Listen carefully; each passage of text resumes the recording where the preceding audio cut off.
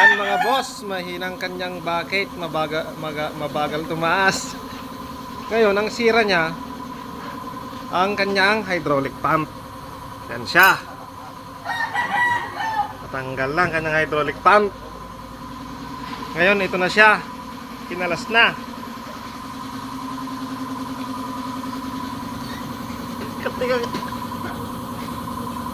Sa pagkakalam ko, ang sira niya itong valve plate kasi may gasgas na. Ngayon, ang remedyo dyan, lilihain lang yan. Yan, dalawang valve plate, may gasgas. Kaya tayo nagpabili ng lihang 1,000. Ganito lang oh. Oh, ganyan. Ganyan oh. Naulihan Brad, ang kapit doon.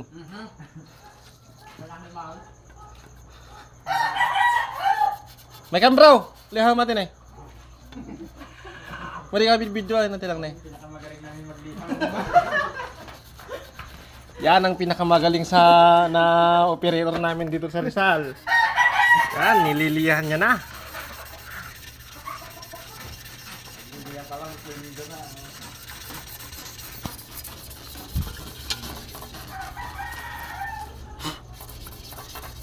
Nililiha pa hanggang sa mapantay ang kanyang mga gasgas at mawala para manumbalik ang kanyang lakas. Iwas gastos to ng malaki kasi ang bayad ng hydraulic pump ay 11,000 o kaya 10,000. Ngayon, gumastos lang tayo ng 50. O yan mga boss, tapos na siyang naliha. Parang brand new nang dating ng plate natin. Ito pa yung isa. Yan. Baka sakaling nang dahil sa 40 pesos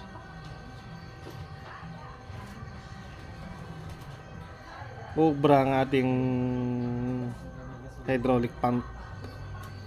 Ngayon, ang tamang pagbabalik nito,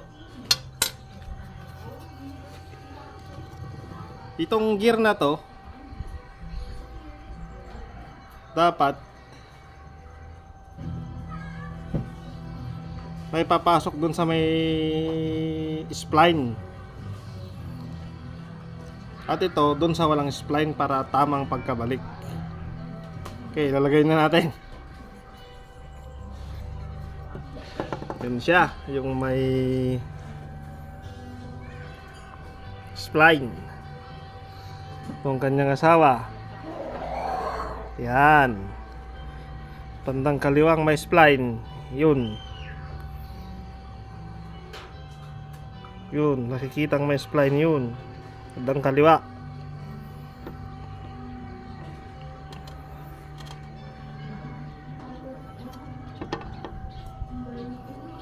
Ito sa may walang spline.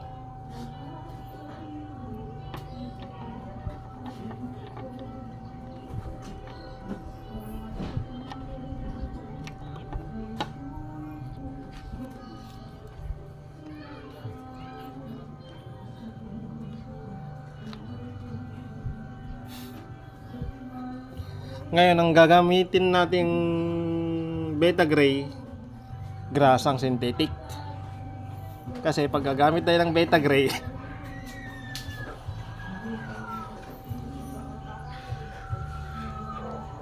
kakainin din yan ng hydraulic pump pag may beta gray kasi tumitigas yun. Grasa na lang. Tingnan. Tan.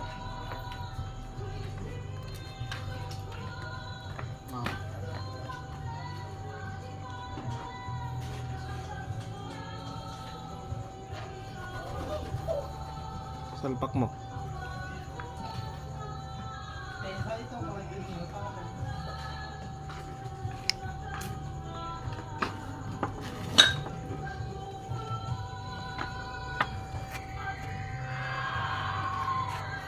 Yan, sinasalpak na siya.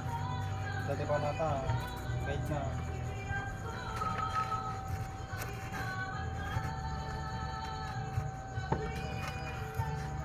Babang mamay.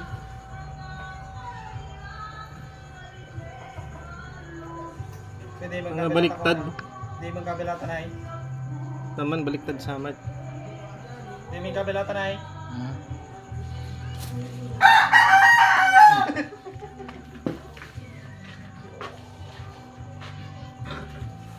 Katam. Ngayon, andito na ngayon tayo sa pangalawang layer. Ilalapat na natin ng valve plate. Yan.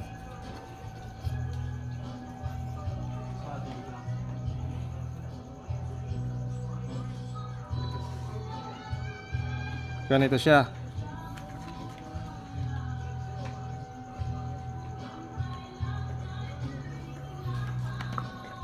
Tapos itong maikling shafting na to pupunta sa may spline sa loob para may pares sa kanyang asawa.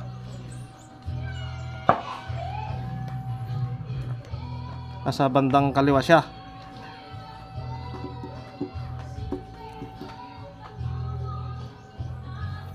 Ngayon ilalapat ng pangatlong layer.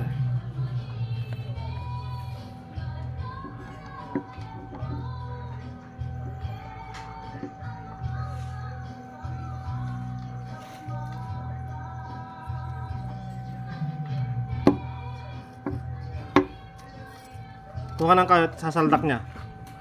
Sige na.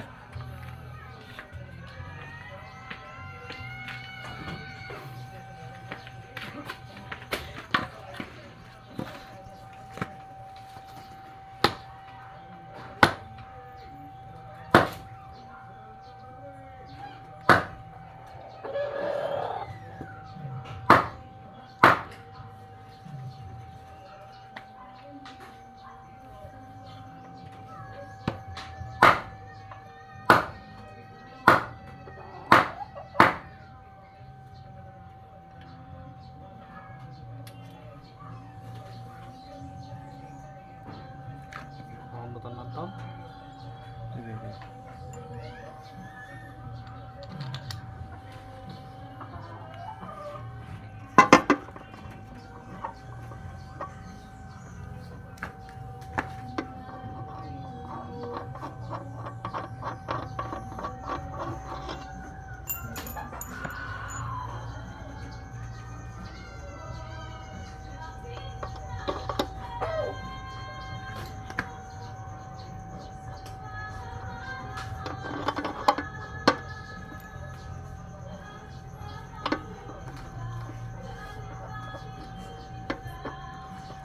Lumapat nga tayo. Kasi lang yun, meron tatanin di doon ang guide mo.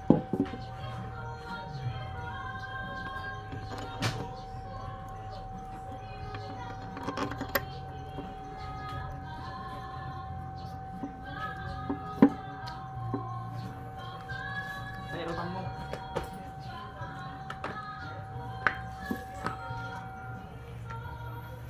Dito na ta. Kung ka mapagsalit sa likod.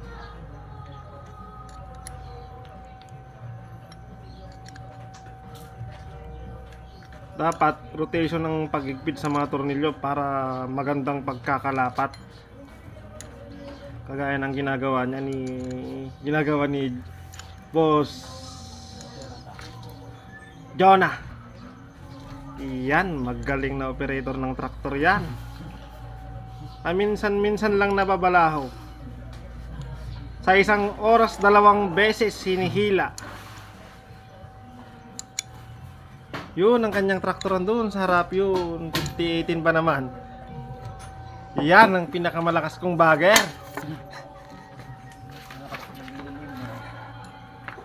Pinakamalakas maglilim pag napagod.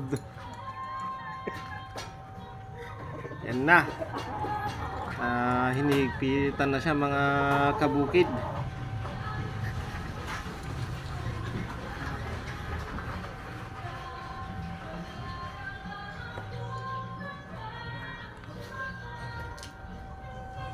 Ang ating hydraulic pump ng DC60.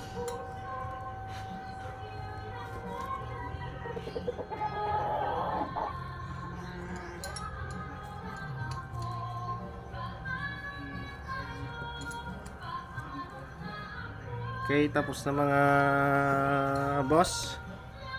Mamaya ilalagay natin at titignan natin kung nakalusot tayo sa gastos na 10,000. Capital 40 pesos lang yan.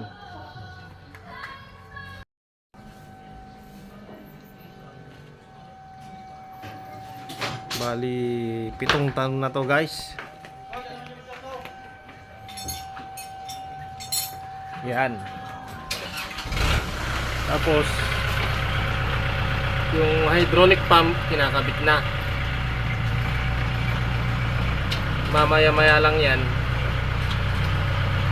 Susubukan na natin kung pwede ba.